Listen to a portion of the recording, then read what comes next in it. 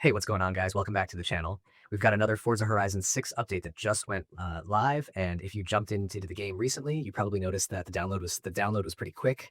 But there are still a few things worth talking about because this update mainly focuses on fixes and some issues that players have been dealing with since the launch of Series 2. The biggest focus this time is stability.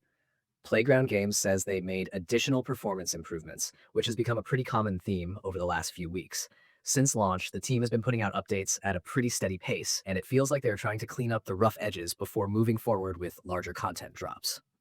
One of the main fixes in this patch is related to badge progression. Several players noticed that certain badges simply refused to unlock even after completing the requirements. That can be really frustrating because some people spend hours finishing objectives only to realize the game never actually rewards them for it. The badges affected here are High Five, Flying High, and How Many Drifts. According to the patch notes, these should now unlock correctly once the requirements are met.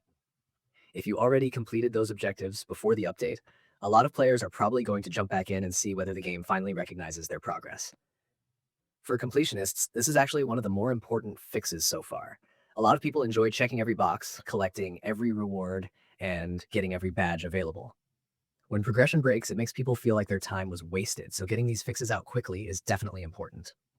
Now, if you compare this patch to the previous update, you can really see how these two updates work together.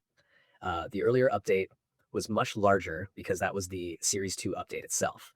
That patch brought several gameplay improvements, AI changes, audio adjustments, and some quality of life fixes that players had been asking for.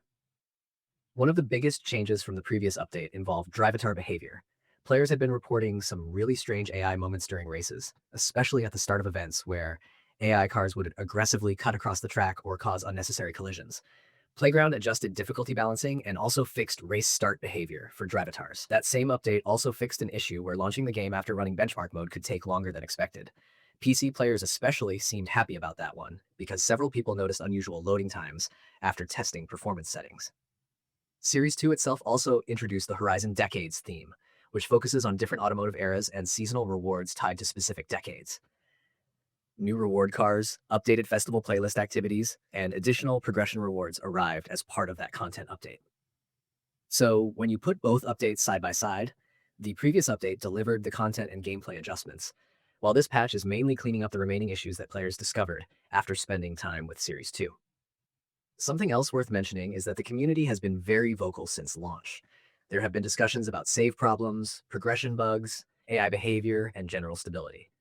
Some players experienced synchronization issues and save concerns, particularly on Xbox systems, so there has definitely been pressure on the developers to keep releasing fixes as quickly as possible. The good thing is that the update schedule has been pretty active. Instead of waiting months between patches, the team has been releasing updates every few weeks, and that helps build confidence that problems are at least being addressed. Nobody likes seeing broken achievements, missing rewards, or progression issues in a racing game where collecting things is a huge part of the experience. At the same time, some players might be a little disappointed because there are no new cars, no additional events, and no major gameplay additions included in this patch.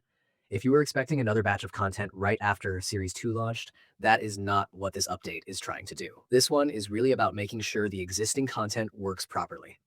The developers are focusing on stability, progression, and making sure players receive the rewards they have already earned. Sometimes those fixes end up being more important than adding new content because they affect people who have already invested dozens of hours into the game. Overall, this update feels like a maintenance patch that supports the larger Series 2 release. Players who had issues with badge unlocks should finally see those problems resolved, and the continued performance work suggests the team is still paying attention to feedback from the community. With Horizon Decades now underway and the seasonal content continuing over the next several weeks, it will be interesting to see whether the next major update focuses more on fresh content or continues improving the overall experience.